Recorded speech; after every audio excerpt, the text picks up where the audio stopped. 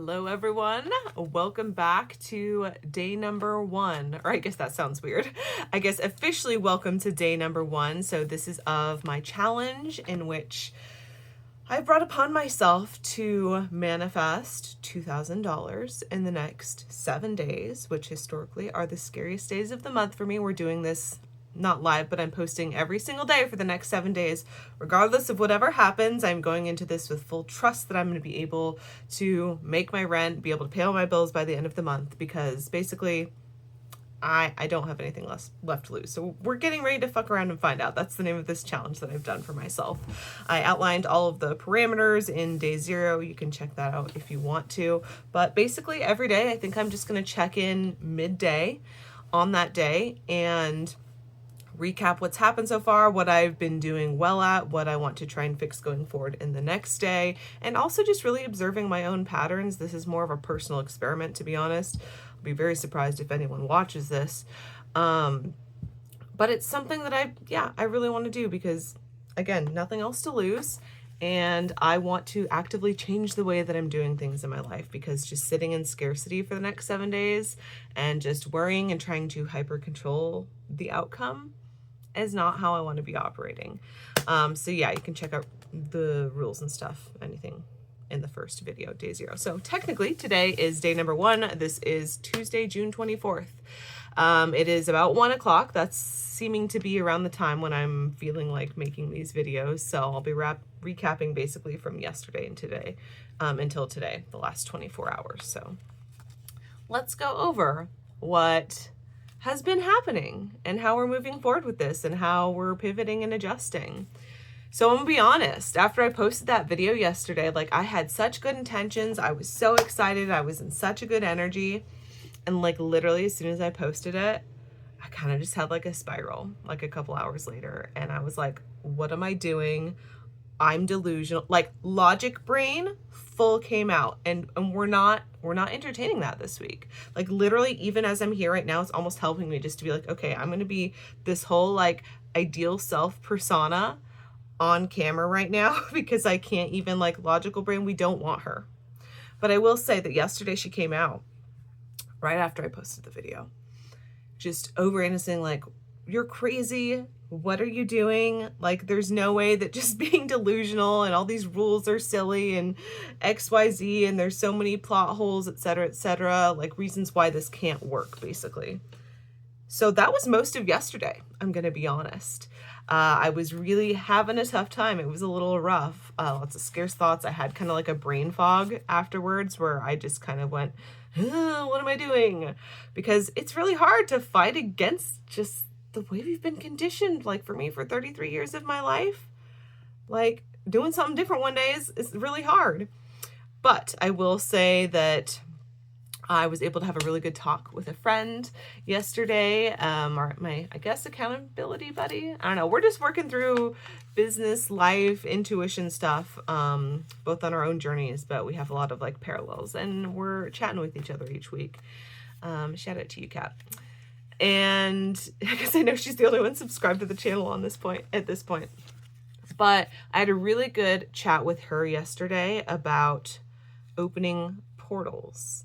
And what that means is, because this is my first time hearing it too, was we still want to be aware of like where our money can come from and also where it's going, like where it's going out and where it's going in. So that was very interesting to hear, because I'm like, oh, I wonder if I've subconsciously cut off a lot of portals. Like I've cut off my photography portal, like not much money is coming through there. But I have other portals. I'm making money through customized PCs and art on Etsy. And I have a Patreon for a Stray Kids K-pop YouTube reaction channel. And I have a Patreon attached to that where there's money coming in. But besides that, those are like the 3 logical portals that I'm like, that money can come from, right?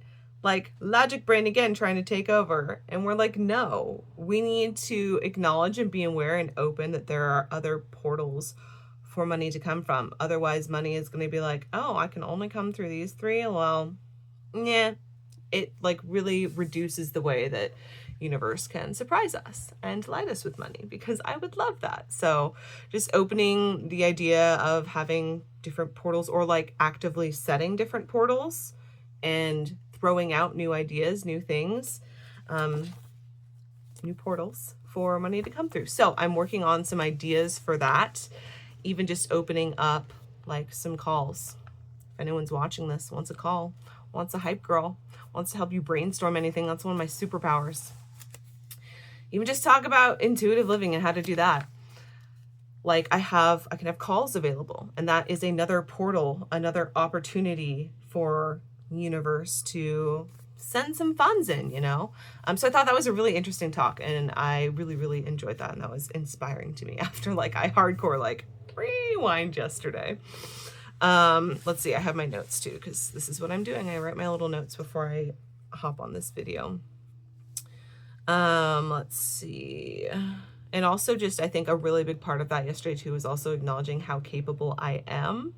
I didn't realize that was a block that had come up subconsciously yesterday too, when I started like, oh, like I can only do these, I'm only good at these things, therefore only these portals are available. And that's just not true. I'm good at a lot of shit. I had to acknowledge that. So let's see. Other things that happened yesterday where I was really, so after that call, I did some work, and then friends came over for our anime night, which ironically we're watching Game of Thrones during the anime night right now. But I realized I have a habit of like, I can't just sit and be present. It's really hard for me. I always have to be doing something. So for example, during Game of Thrones, I will sit and doodle on photo cards, K-pop photo cards. That's what I do. It's almost like a nervous habit at this point, and I wasn't even questioning it until it like got dark. And so, you know, I turned on the lights, and my friend, who has never said anything like this to me before, ever, she's pretty quiet, she said, Morgan, we're supposed to be relaxing, not working. And it wasn't like in a mean way, but I was like, oh shit. I think that was universal voice coming through my friend there to really have me sit and acknowledge like, oh, why am I working right now? Because to me, I justified like, oh, I'm just doing it for fun. This is like a stress reliever for me, which it is. But I realized that subconsciously, there's definitely that just like underlying need to be working all the time.